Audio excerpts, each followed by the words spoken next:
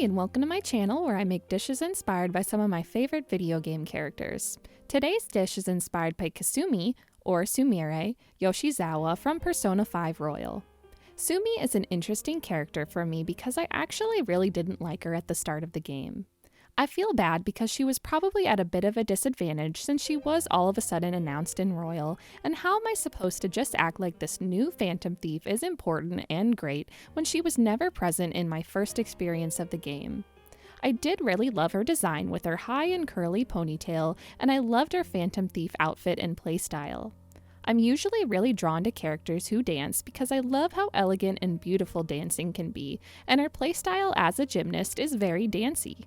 When we first meet her in the game, I thought she was incredibly one-note. She was so obsessed with gymnastics and preparing for her sporting events, and it felt like that was her only personality.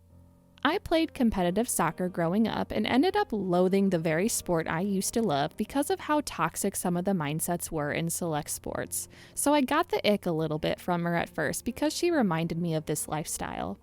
Of course, as time goes on, we finally meet the real Sumi and find out her true identity as Sumire, not Kasumi. It suddenly made a lot of sense why she was so obsessed with gymnastics, and I definitely felt bad for hating that side of her, but I did love all the new sides of her we got to meet afterwards. Sumire went through a lot, and as someone who has a twin sister herself, I cannot imagine the pain of loss you would experience if you lost your sister, especially in a horrible way. I, like many others, would understand the immense imposter syndrome you'd feel if a close family member or friend sacrificed themselves for you.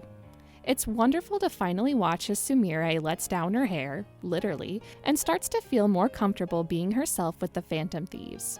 As she grew to love herself more, I felt myself loving her more too. On the sad side, she does become the new Haru of this game, and it feels like we barely get any time to have her in our party. But either way, the time we do get is jam-packed with big story moments and stylish battles. Being from Royal and not the base game, Sumi is in this weird limbo where she's canon but not always acknowledged in the base games, like Strikers, Tactica, or Q2, but there's no doubt that she has brought so much to the world of Persona 5 and has had a lasting impact on so many people. Kasumi has a pretty well-known attachment to food in Persona 5 Royal, and that is seen through her consumption of bento boxes. Since she's a high-level athlete who burns a lot of calories through her sport, she needs to take in a lot of calories, and she makes sure to fill her tummy well with large portion bentos. There are so many different kinds of bentos, but they're generally filled with small portions of staple Japanese lunch foods, like fruits, veggies, eggs, onigiri, and other proteins. While Kasumi wants to eat well and be the pinnacle of health for gymnastics, I imagine that the true Sumire side of her loves sweets and fruity goodies. A common food in a bento box can be a sandwich, or sando, and luckily there's an insanely delicious and sweet fruit sando that I can picture Sumi being obsessed with.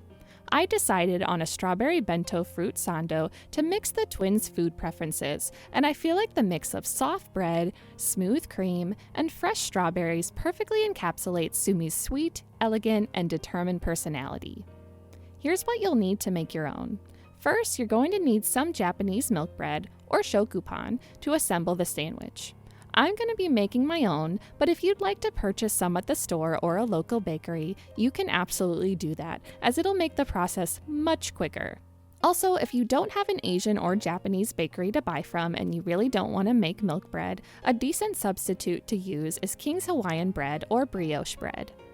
So to make our own milk bread, we'll need water, whole milk, bread flour, non-fat dry milk powder, granulated sugar, salt, instant yeast, 1 large egg, and 4 tablespoons of unsalted butter.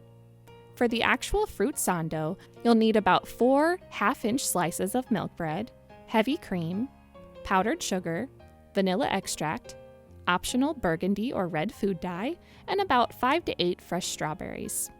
Again, to get started, we'll make the shokupan or milk bread. We'll start by making a tangzong for the bread dough, which is used in some bread recipes to help the bread become much more fluffy and soft. To make the tangzong, we'll grab a small saucepan and add in 3 tablespoons of water, 3 tablespoons of whole milk, and 2 tablespoons of bread flour. Whisk the 3 ingredients together until they're combined and there are no visible clumps. Then start heating the pan on low heat. You'll cook for around 5 minutes on low heat while whisking or stirring near constantly until the mixture becomes more thick.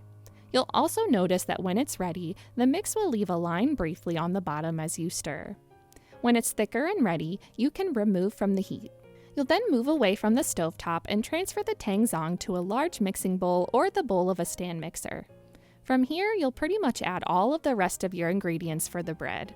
So, to this large bowl, you'll add in your remaining 2.5 cups of bread flour, remaining ½ cup of whole milk, 2 tablespoons of milk powder, a 1/4 cup of granulated sugar, 1 teaspoon of salt, 1 tablespoon of instant yeast, 1 large egg, and 4 tablespoons of melted butter.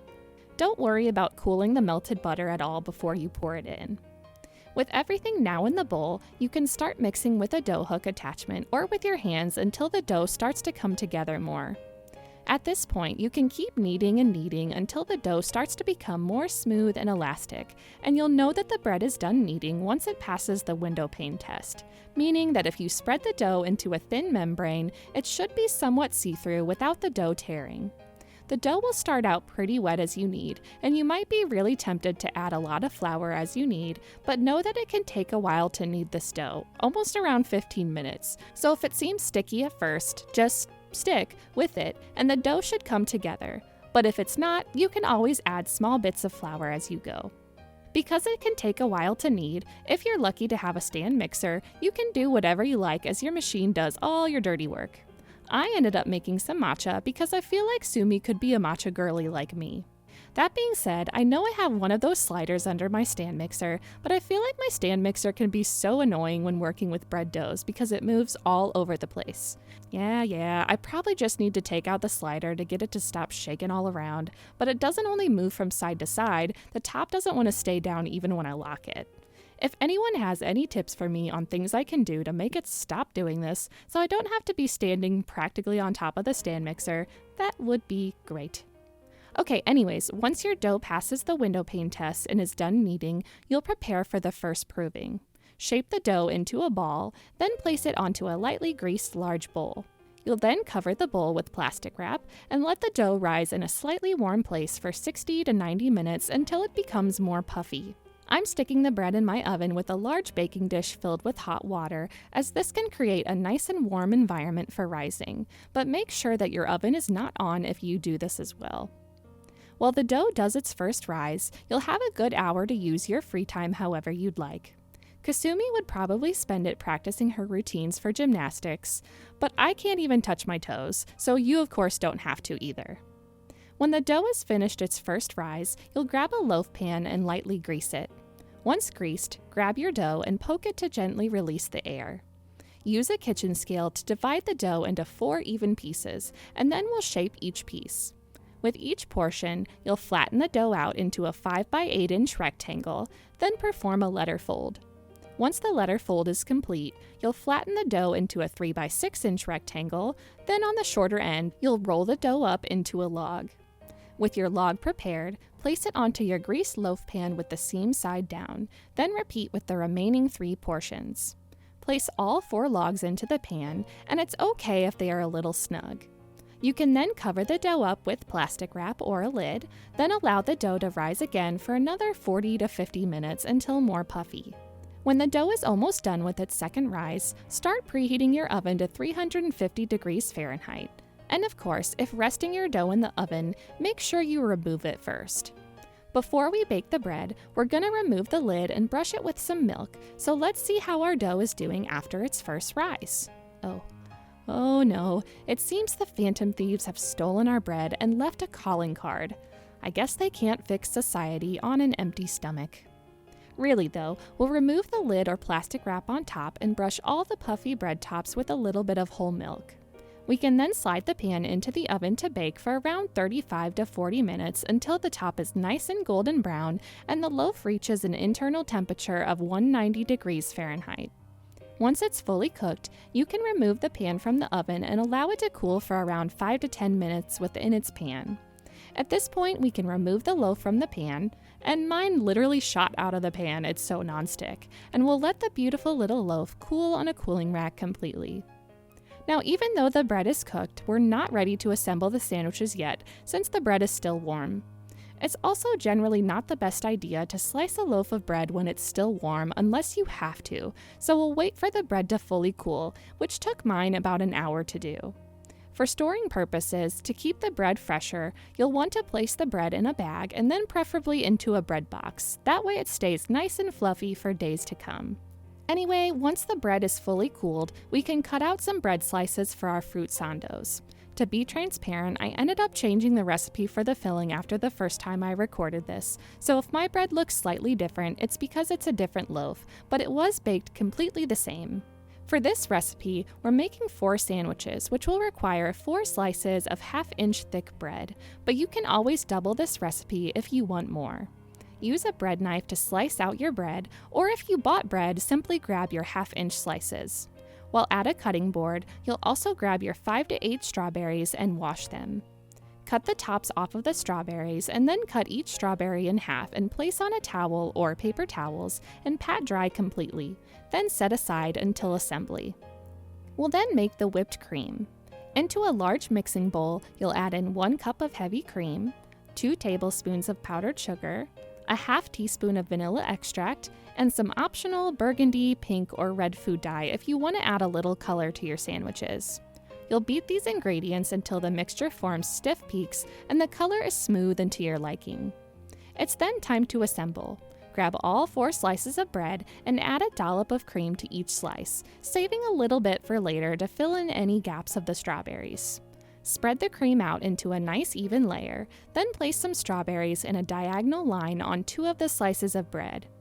We're placing them in a way so that when we cut the sandwich in half from corner to corner, we get a nice cross-section of the strawberries. Now, we want to make sure that the strawberries are in a line here, but you can fill in all of the other open spaces and gaps with strawberries as you'd like, because the only part that really needs to be super pretty is that diagonal cross-section.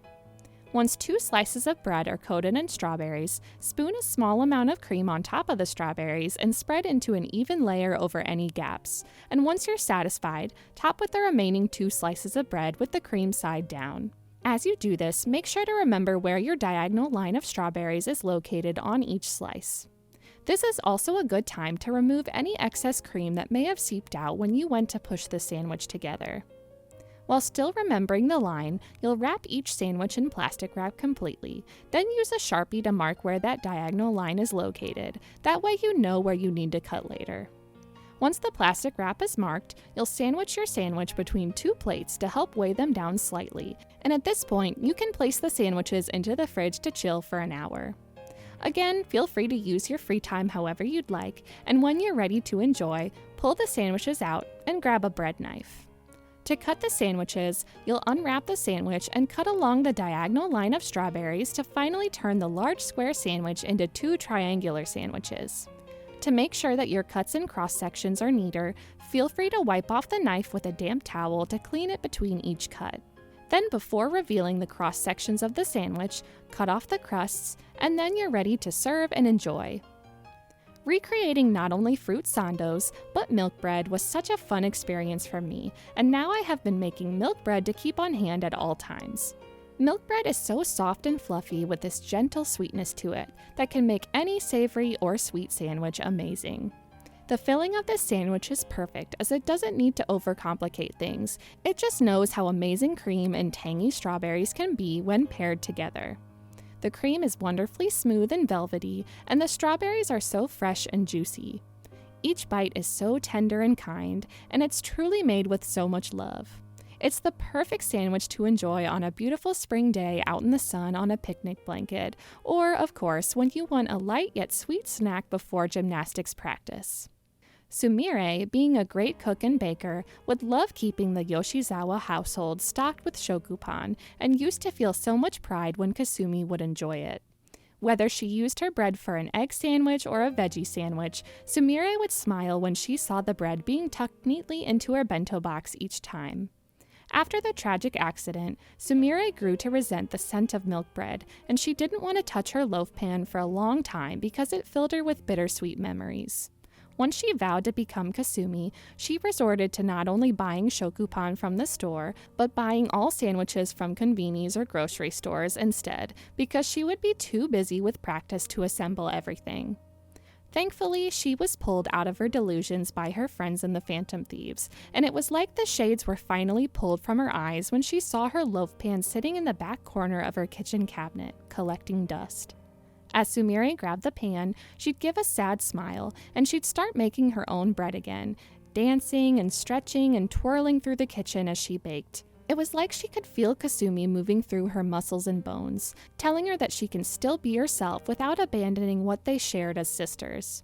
Taking this to heart, instead of filling her sandwich with Kasumi's favorite food, she'd fill it with her own favorite filling, strawberries, and as she took a bite, she'd do a cartwheel of joy.